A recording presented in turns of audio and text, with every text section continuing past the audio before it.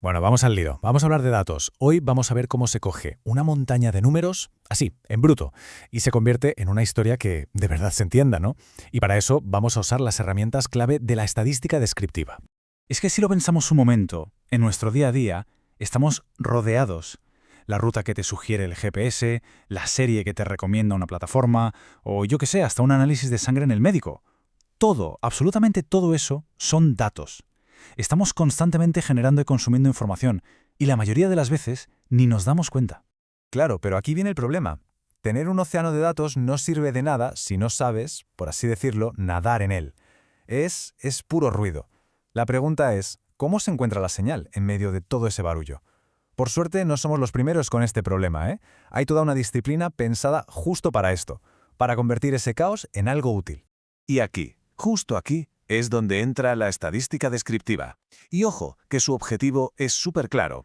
No se trata de adivinar el futuro, para nada. Se trata de entender perfectamente lo que tenemos delante, el presente.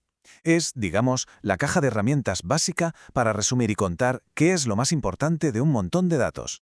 A ver, el objetivo puede parecer simple, pero es potentísimo. Es coger esos datos en bruto y hacer que nos hablen, que cobren vida. Es como pulir un diamante en bruto, ¿no? Para que se vea lo que de verdad hay dentro. Es, al final, crear un mapa claro de algo que ya tenemos, pero que de entrada no entendemos. Vale. Antes de ponernos a analizar nada, primero hay que entender las piezas del puzzle. Pensemos que es como aprender las letras del abecedario antes de intentar leer un libro. Y aquí hay tres conceptos que son la base de todo: población, muestra y variables. A ver, imaginemos una biblioteca, pero una biblioteca enorme, ¿vale? Con absolutamente todos los libros que existen sobre un tema. Pues eso es la población, el grupo entero que nos interesa estudiar. Y claro, intentar leerlos todos es que sería imposible, una locura. Y aquí es donde viene la parte inteligente de todo esto. En vez de la locura de leer cada libro, lo que hacemos es elegir con mucho cuidado una estantería, solo una, que sea como un resumen en pequeño de toda la biblioteca. Eso es la muestra.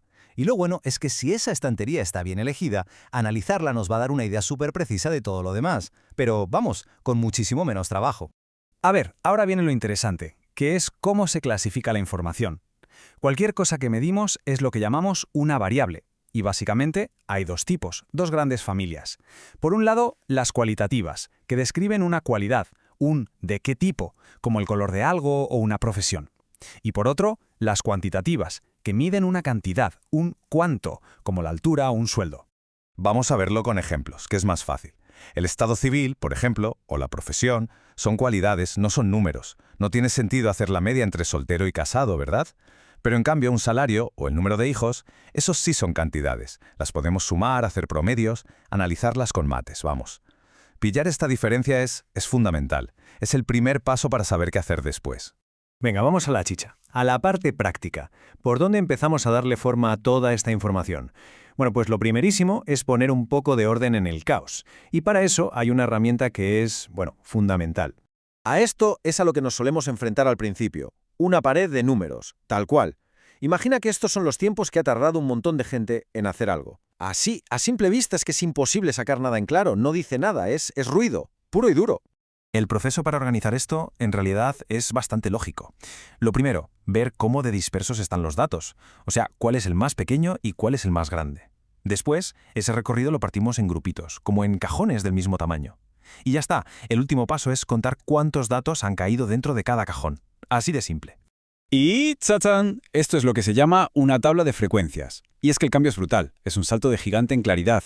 El caos que teníamos antes ahora está ordenadito. De un vistazo vemos que el grupo más grande, con 12 personas, tardó entre 55 y 60 minutos. Esto es lo importante, ya hemos empezado a contar una historia. Pero espera, que todavía se puede ir un paso más allá. A ver, los números en una tabla están genial, ¿eh? Pero es que nuestro cerebro está hecho para entender las cosas visualmente, mucho más rápido. Así que vamos a convertir esa tabla en un dibujo. Pues aquí está. Esto es un histograma. ¿Vemos como cada cajón de la tabla de antes ahora es una barra? Pues la altura de la barra nos dice exactamente lo mismo que el número de la tabla. ¿Cuánta gente hay en ese grupo?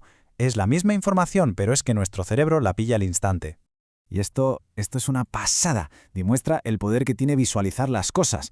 La historia que antes estaba escondida en esa lista de números, ahora ¡pum!, salta a la vista. Se ve un pico clarísimo en el centro. El patrón es que no hay duda. Se entiende en un segundo, literalmente.